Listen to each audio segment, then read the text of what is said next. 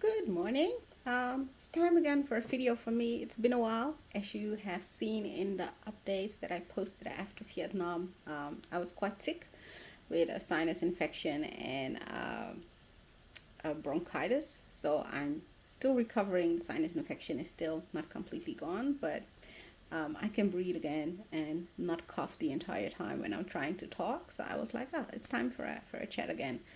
Um, where we ended the last time is that I would tell you about my road trip to Australia. So I told you about the process of planning it before while we were in the Netherlands, but I'll start with you on the first day. We arrived in Australia and we arrived in Brisbane, and we would pick up our caravan the next day. And July is summer in Europe, so you think 25, 28 degrees if you're lucky in the Netherlands. But it's summer, you don't need a coat. Usually, you'll be fine. Um, we arrived in Brisbane, and it's winter. Brisbane winter during the day is fine. You can walk around. It's sunny. It's nice and warm. But as we realized, standing very cold, waiting for our cab to come and pick us up, um, that winter at night in Brisbane is winter. You need like a coat, a jacket, something. And we arrived with our, oh, happy, we're going to Australia. We didn't have a cardigan, we didn't have coats. So we ended up that night even walking into Brisbane city from our hotels, and we bought those really, really bad, because that were the only shops that were still open. We bought really, really bad touristy Australia um, fleece jackets, trackies, sweaters, so that we could wear that when we're in Australia. So, what can you learn from this?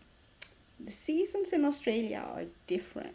So, if you're coming in July, depending on where you go to, check how the weather is. That was one of the things that we forgot. Just check how the weather is, and pack accordingly, because we I picked for summer. It's like Australia. There's always sun.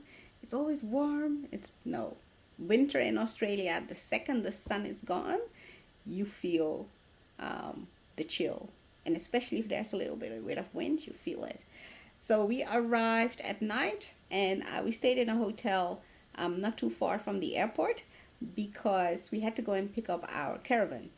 And in Australia, they have a rule that you cannot pick up the caravan. At least back then, they had a rule that you can't pick up your caravan on the day you arrive from a long flight, because it's not safe.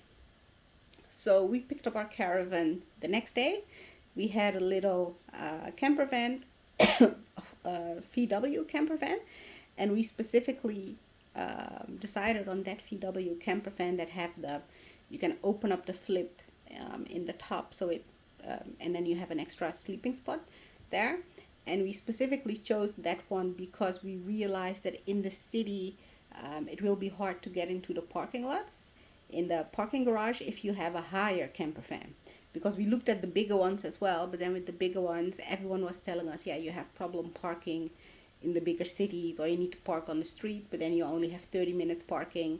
So we chose the VW camper van, which could make it higher at night when we are already in the camping anyway, so that my daughter was sleeping on the top and we were sleeping downstairs.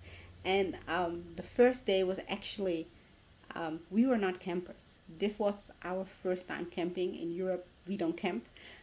We go to hotels and Airbnbs and things. So it was a little adventure, seeing what's in all the cupboards. How do you close things? How do you put things stored away to ensure that things don't move when you're driving around? We had an accident here and there the first day with things like moving while we're driving. But yeah, we figured it out. And what we did the first few days, we wanted to explore Brisbane. And Brisbane, we just took our time to go to the botanical park. We went to the lagoon because we heard everything about the lagoon. We wanted to see it, But to our bad luck, they were cleaning the lagoon the entire few days that we were in Brisbane. So it was closed off with fences, but we could see it and it looked absolutely amazing because you don't have something like that in Europe. Um, we were very selective with what we wanted to do in Brisbane and how much we did, and we drove because remember, we were traveling with a 7 year old. So we had a good balance and combination of doing things and things that we wanted to do, and making sure that we do things for her as well, and having free time in between that she could just play and explore and do stuff. So one of the things that we did with her was going to Lone Pine Ridge. It's a koala retreat and a wildlife center, and there you get to hold a koala bear. You see how they rescue them, how they rehabilitate them, and then they set them back out in the wild.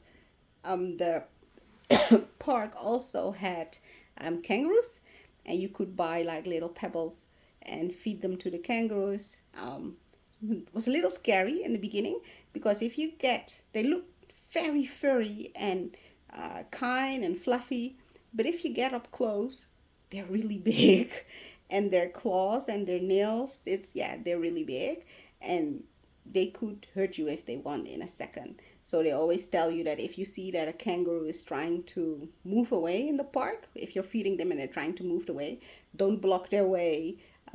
Don't try to keep them in or stuff, because then they can get violent, and with a kick they can easily damage your abdomen. Another thing that is in the park, if you really like wildlife, they have a birds of prey show at Lone Park. And the birds of prey show, they start with the small eagles and everything, and then they go into the, how is it called again, the biggest eagle in Australia, and they have them there as rescue. They also rehabilitate them because the big eagles, they sometimes get injured while they sit on the road, or while they eating a dead cow or a dead kangaroo or something, and they are so big they can eat little lambs and pick them up and everything. So the farmers don't really like them.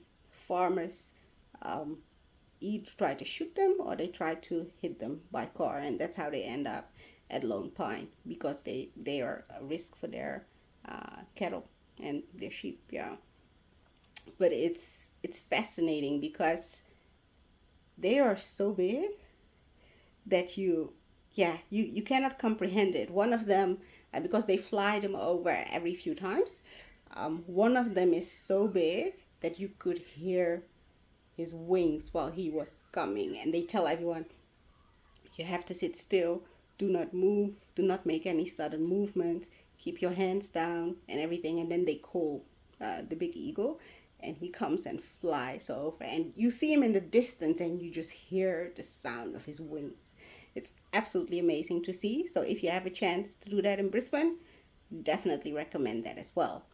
So this was it for now, and I'll come back and talk about where we went after Brisbane and how we did it and how the trip was on the road. Oh, follow my channel for more information.